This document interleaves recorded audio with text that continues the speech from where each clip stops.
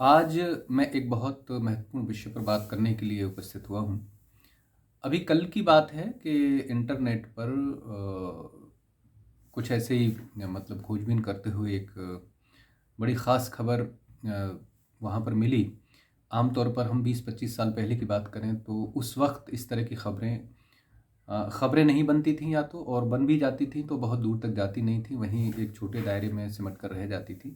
लेकिन हमें धन्यवाद देना चाहिए इंटरनेट का और उसके खोज करने वालों का, कि जिन्होंने एक इस तरह की चीज़ ईज़ाद की कि जिससे आज कोई भी इस तरह की खबर या इस तरह का कोई मामला पूरी दुनिया में 1 सेकंड के अंदर पहुंच जाता है। हो सकता है कि ये खबर आपने मुझसे पहले सुनी हो, मेरे हाथ कल लगी।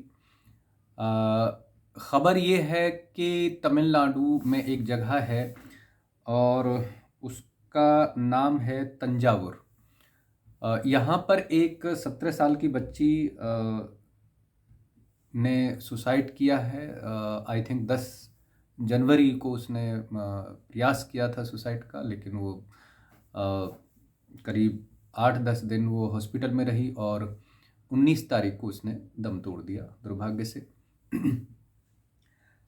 लेकिन उसने मरने से पहले एक वीडियो बना दिया था और जिसमें उसने अपने सुसाइड की वजह बताई। और वो जो वजह उसने सुसाइड की बताई है वो बहुत गंभीर है। आमतौर पर इस तरह के जो बच्चे हैं वो जब सुसाइड करते हैं तो उसकी वजह जो है 90% से ज़्यादा केसों में इस तरह की होती है कि या तो किसी ने उसको परिवार के सदस्य ने कोई पढ़ाई से संबंधित प्रेशर बनाने की कोशिश की हो, या कोई कैरियर से संबंधित कोई ऐसा मामला हो कि जिसमें ज़बरदस्ती की जा रही हो, पेरेंट्स अपनी कोई इच्छा बच्चे के ऊपर थोप दें, या फिर कोई लड़का या कोई लड़की अ, रास्ते में परेशान करता हो। तो इस तरह की समस्याएं होती हैं इस उम्र के बच्चों के साथ में निश्चित रूप से। लेकिन ये मामला थोड़ा गंभीर है, और मामला इसलिए भी गंभीर है कि मतलब एक तरफ जहां हम कहते हैं कि हिंदू इस देश में बहुसंख्यक हैं और उनकी बात जो है ज़्यादा दमदार तरीके से सुनी जाती है, और बहुत सारे जो तथाकथित अल्पसंख्यक हैं वो कहते हैं कि हम यहाँ पर परेशान हैं, हम डरे हुए हैं। लेकिन स्थिति इसके बिल्कुल विपरीत है, बिल्कुल उलट है।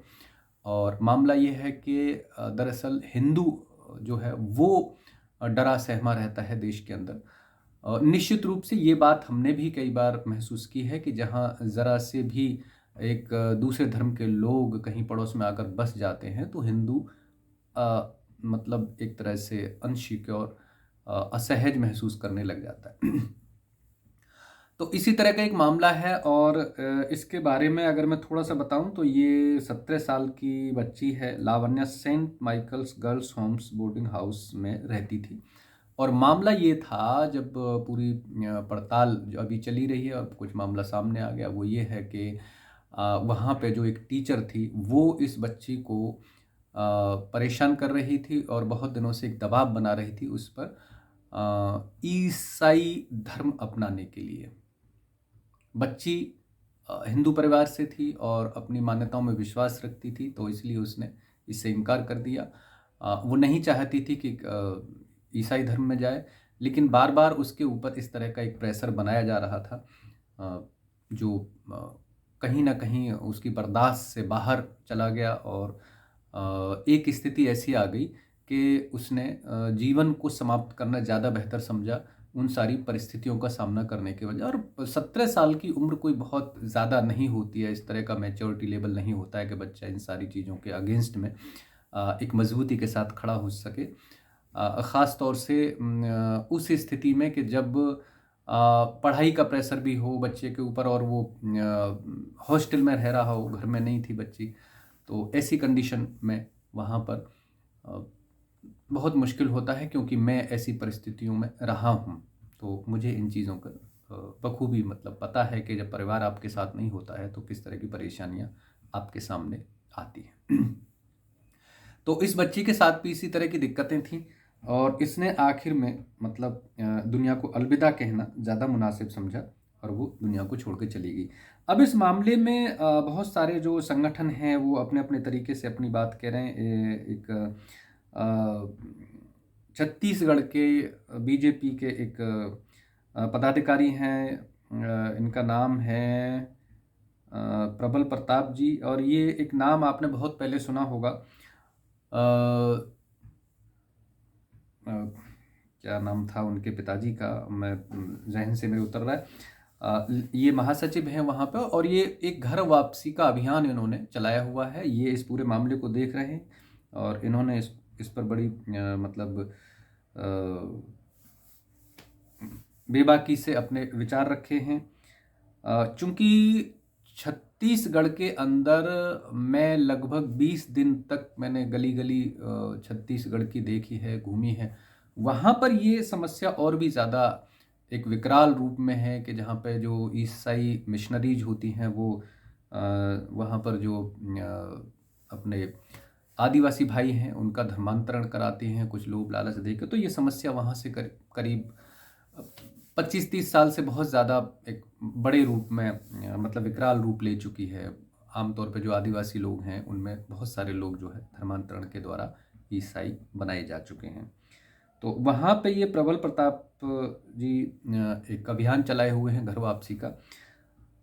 इसके साथ और बहुत सारे लोग हैं जो इस पूरे अभियान से जुड़ गए हैं, जो मांग कर रहे हैं कि ये जो बच्ची है इसको इंसाफ मिलना चाहिए, और निश्चित रूप से इंसाफ मिलना चाहिए। और बात इस बच्ची के इंसाफ की नहीं है, बात इससे भी थोड़ा सा आगे की है कि एक बहुसंख्यक हिंदू बहुसंख्यक कहे जाने वाले देश में स्थितियां इतनी गंभीर हो जाएं कि आमतौर पे अल्पसंख्यक कहे जाने वाले ईसाई किसी बच्ची का जबरन धर्म परिवर्तन कराने के लिए उस पर दबाव बनाए।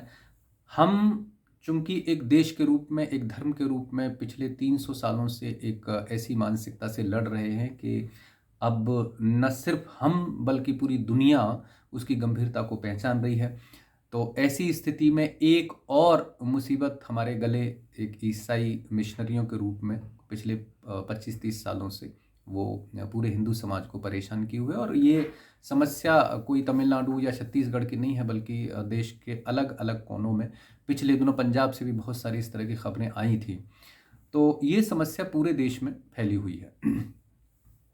लेकिन इस पर बात करने के लिए कोई तैयार है नहीं। दरअसल होता ये है, आमतौर पे जो चीज़ें मैंने महसूस की हैं कि जो समाज के, हिंदू समाज के थोड़े संपन्न लोग होते हैं वो तो मतलब एक सेकुलरिज्म की घुट्टी पी के सो जाते हैं। उन्हें इन चीज़ों से ज़्यादा फर्क नहीं पड़ता। उनके बच्चे अच्छे स्कूल में पढ़ें, अच्छी सैलरी मिले, अच्छी नौकरी हो जाए, अच्छा कारोबार हो, मतलब यहाँ तक का उनका दायरा होता है। और उसके बाद उनके लिए धर्म या समाज इस तरह की चीज़ें कोई बहुत ज़्यादा मायने नहीं रखती हैं। धर्म दरअसल उन लोगों के लिए महत्वपूर्ण होता है जो हैंड टू माउथ होते हैं, रोजी रोटी के लिए परेशान होते हैं। वो पूजा पाठ, उन्हें जिस तरह का भी लालच धर्म के नाम पे दे दिया जाता है, वो उसमें उस प्रपंच में फंस जाते हैं। तो उसी का शिकार मतलब चाहे वो ईसाई मिशनरी के रूप में हो या और कोई धर्म के रूप में हो या और कोई मान्यताओं के रूप में हो, उन्हें मतलब फंसा लिया जाता है उस ट्रैक में और वो फंस जाते हैं।